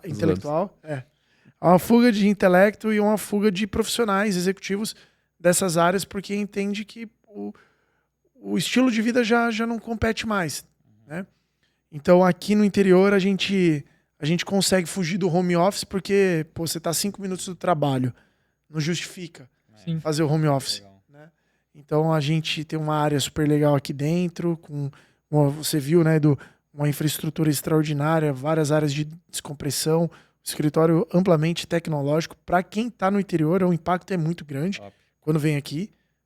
Nossa, nunca vi. Eu ouço isso toda vez, né, que chega alguém aqui. Nossa, tem tudo isso aqui no interior, como se o interior fosse um patinho feio. A grande verdade é que é só comprar e pôr. E montar e trazer pessoas. E a gente conseguiu fazer isso. E essa é toda a tua mensagem? Essa é toda a minha mensagem. E é isso. Obrigado. De nada, bem-vindo. Bem-vindo à sua casa. Tamo junto. Tua mensagem, Júlio? Cara, eu queria que a gente desbravasse as fronteiras do mundo, assim, tipo, eu queria que a maior parte das pessoas ligadas ao setor consigam buscar conhecimento fora, assim, você mesmo falou, você é um cara que se dedica à pesquisa, tá sempre atrás de novos conhecimentos e às vezes a gente... E não acha. E parece que é pouco, né? É parece pouco. Que, assim, tipo... Quando tu vem em um lugar que o pessoal cria e desenvolve o negócio, tu vê que tu tá arranhando a ponta recém de todo o negócio. Tem tanta coisa, assim, como é importante a gente sair dos ambientes que a gente vive, oxigenar o cérebro, trocar os grupos de amigos. Sim. Acho que isso é bem importante, a gente sempre tá trazendo novos grupos. Tu conhece alguém que conheça mais gente que você? Conheço. Conheço muitas pessoas. Talvez padre. Prefeito em época de campanha. Imagina, não. Você tá louco? Não, assim, acho Você que já andou com o Júlio na rua? Em Cuiabá. Não, eu só... É ridículo. Rondonópolis, lá na feira, na Fenasoja, dava pra ter uma ideia, né? Lá, a gente, no hotel, no hall do hotel, ele foi abordado 15 vezes. Eu falo, não, é mentira. É mentira, não é possível. Esse cara tinha que ser deputado, prefeito daqui. Não, mas eu acho que isso, assim, a gente conseguisse se conectar mais, a gente viajar mais. Sei que, sempre desprendimento, mas se a gente se organiza, desprendimento financeiro, né? Você tem que se a gente se organiza, tem que investir, tem que se organizar, tem que ir para fora, tem que conhecer o Brasil. Oferecimento AgroBravo. O Brasil ele é tão grande, ele é tão vasto e tem tantas oportunidades que, pô, a gente vai para fora, a gente abre a cabeça, assim, tipo, de um jeito. E eu vejo os agricultores que viajam com a gente, a forma que eles voltam, assim, porque é sempre o mais bonito de viajar é a cultura diferente, assim, tipo, tu vai pro meio oeste americano, não é a mesma cultura do meio oeste brasileiro. Assim, os valores podem ser parecidos. Né? Nem dos Estados Unidos.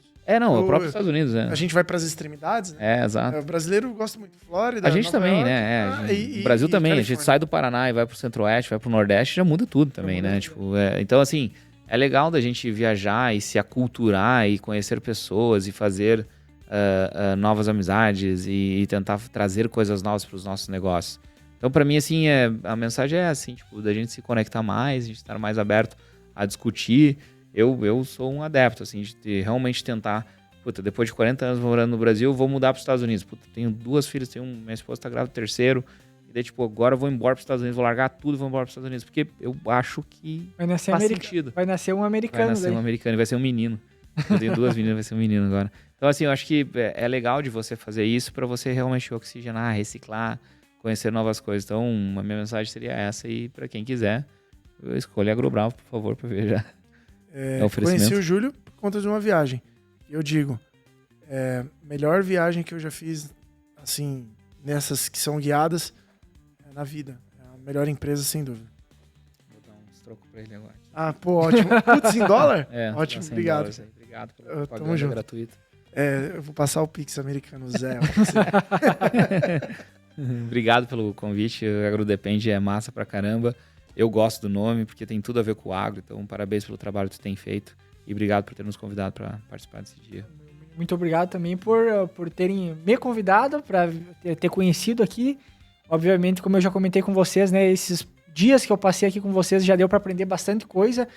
Já passa uma visão de mundo diferente, né? Uma coisa que o cara nem imagina que existe e de possibilidade. Então, foi fantástico e agradeço muito a participação de vocês. A gente ter conseguido gravar, a gente tava quase esquecendo de gravar, né? E tanta coisa que a gente falou, né? Falamos bastante coisa. É do Júlio, 20 reuniões por dia. Alguém tem que trabalhar aqui nesse meio, né? Claro. Mas agradecer bastante tudo que vocês falaram, tudo que vocês compartilharam, não só hoje, mas também nos outros dias. E com certeza, assim que haver a possibilidade, vamos gravar novamente, vamos gravar outros episódios. Isso aí. E com certeza vai... A gente sempre fala assim que o primeiro que a gente grava às vezes com o pessoal é um ritmo, digamos assim. Segundo, terceiro, depois já começa a pegar outra vibe. Então, agradeço novamente, tá? E parabéns pelo trabalho que vocês dois fazem, tanto da AgroBravo quanto do Ideias Hub aqui também, que com certeza o pessoal deveria conhecer, porque é uma coisa que faz a diferença, vai fazer a diferença só de estar em contato, de vir aqui visitar, de fazer uma viagem, com certeza vai mudar a vida do pessoal. Agradeço a presença de vocês, agradeço a atenção de todo mundo e siga o AgroDepende nas redes sociais, depois vamos deixar na descrição do episódio também os links de vocês, né, para o pessoal poder acompanhar e seguir vocês todos também. Muito obrigado e até a próxima.